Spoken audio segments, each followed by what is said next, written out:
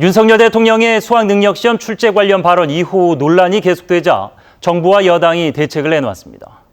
공교육 과정에서 다루지 않은 내용, 이른바 킬러 문항은 수능에서 출제하지 않기로 했습니다. 첫 소식 황다인 기자입니다. 정부와 여당은 사교육으로 내모는 근본 원인을 없애야 한다는데 뜻을 같이 했습니다. 공교육에서 다루지 않는 이른바 킬러 문항을 출제하지 않겠다고 밝혔습니다.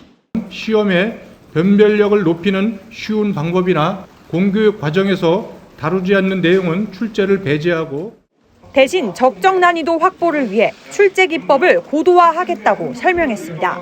공교육 강화를 위한 방안들도 내놨습니다. 수능 입시 대형 학원 등의 거짓 과장 광고로 인해 학부모가 불안해하지 않도록 거짓 과장 광고 등 일부 학원의 편불법 행위에 대해서도 엄중히 대응해 나가기로 했다.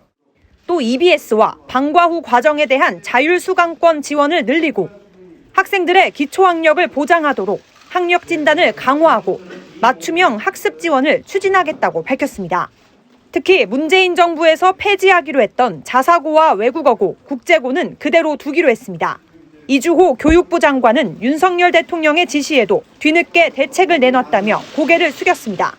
신속하게 대책을 내놓지 못한 것에 대해서 교육부 수장으로서 국민 여러분께 죄송하다는 말씀을 드립니다.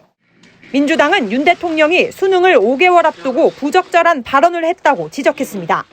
전문가 의견을 거치지 않고 정말 아마추어적이었다. 어떤 문제 출제가 나오더라도 교육부와 대통령의 책임이 저는 다시 부각될 거라고 봅니다.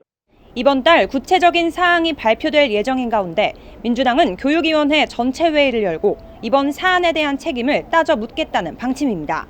OBS 뉴스 황다인입니다.